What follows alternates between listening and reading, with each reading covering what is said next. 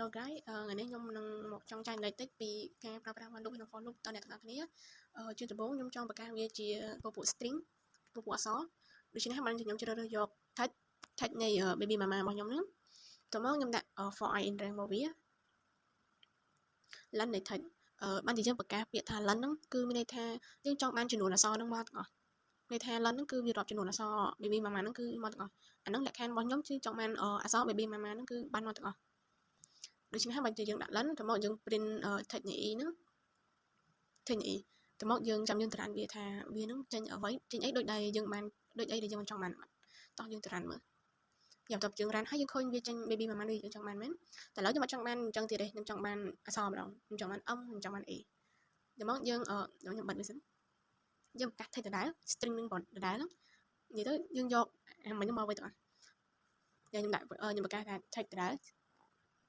thay baby mama សម្រាប់ baby mama ហ្នឹងគឺគេដាក់គឺខ្ញុំដាក់ double quote ចឹងហើយព្រោះវាជា string គឺយើង store វានៅក្នុងយើង store វាជាអក្សរដូច្នេះហើយអក្សរគឺយើងត្រូវដាក់ double quote ឬក៏ single quote ឲ្យវាចឹង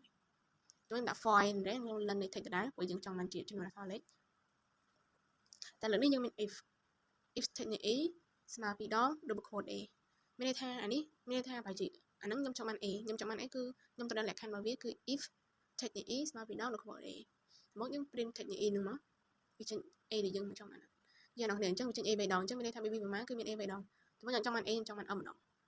ដល់ពេលខ្ញុំចង់បាន m នេះ m ក៏មានតទៅពីប៉ុណ្្នឹងហើយខ្ញុំអត់ចង់បានអញ្ចឹងទៀតខ្ញុំចង់បានវាជាតម្លៃលេខចំនួនលេខមកឥឡូវខ្ញុំដាក់ខ្ញុំប្រកាសមួយទៀតគឺ counter សម្រាប់ counter មួយហ្នឹងគឺគេចង់បានជាបែបថាលេខសាច់លេខយកមកគឺខ្ញុំដាក់ដំបូងគឺដាក់ counter វាស្មើ0តែមកយើងព្រីមគឺយើងព្រីម counter ដែរព្រោះយើងចង់បានជាសាច់លេខតើមកយើងត្រូវប្រកាសលក្ខខណ្ឌដាក់លក្ខខណ្ឌវាមួយទៀត sorry យើងត្រូវដាក់លក្ខខណ្ឌមកវាលក្ខខណ្ឌមកវាគឺ box ស្មើ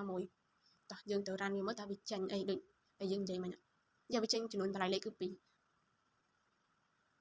ញ៉ាំសម្រាប់ខ្ញុំគឺ for loop គឺខ្ញុំមានតែប៉ុណ្្នឹងទេគឺខ្ញុំចេះប៉ុណ្ណឹងប្រាប់អ្នកនរប៉ុណ្ណឹងឥឡូវយើងចូលមកដល់ while loop ទាំងអស់គ្នាសម្រាប់ while loop ដំបូងខ្ញុំឲ្យn នេះស្មើ1 while នេះ n តូចជាងឬស្មើ3ឥឡូវខ្ញុំចង់បានលក្ខខណ្ឌរបស់ខ្ញុំគឺ1ដល់3អញ្ចឹងខ្ញុំដាក់តូចជាងឬស្មើ3អញ្ចឹងមានន័យថាលេខតូចជាងក៏យកលេខស្មើ3ក៏ខ្ញុំ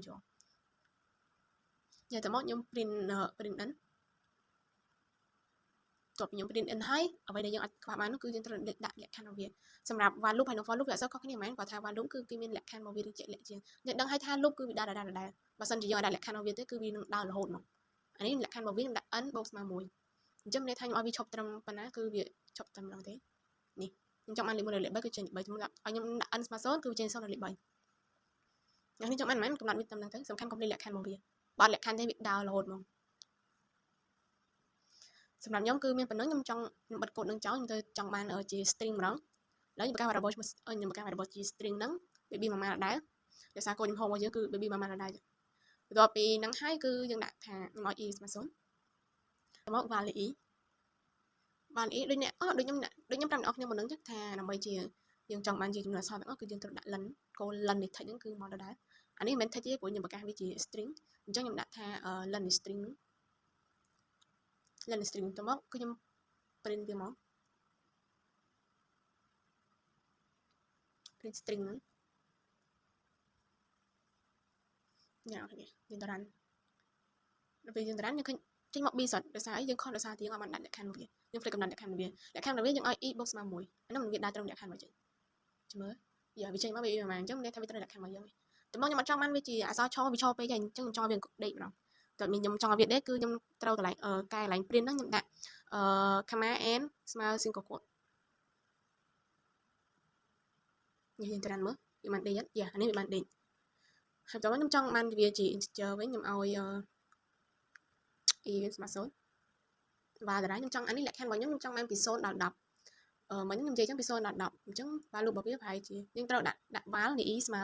e sorry អ្នកនេះ e ទៅជាស្មើ10យើង print មើល print e ហ្នឹងកុំភ្លេចដាក់លក្ខខណ្ឌរបស់វាអត់ដាក់លក្ខខណ្ឌដូចមិញហ្នឹងចឹងចេញតែ b រហូតសម្រាប់លក្ខខណ្ឌរបស់វា e បូកស្មើ1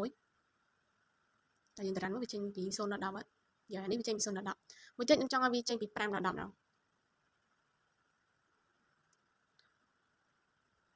តែវាចេញ5ដល់10ខ្ញុំអត់ចង់បានដល់10ខ្ញុំចង់បានតូចជាង10ខ្ញុំចង់វា5ដល់9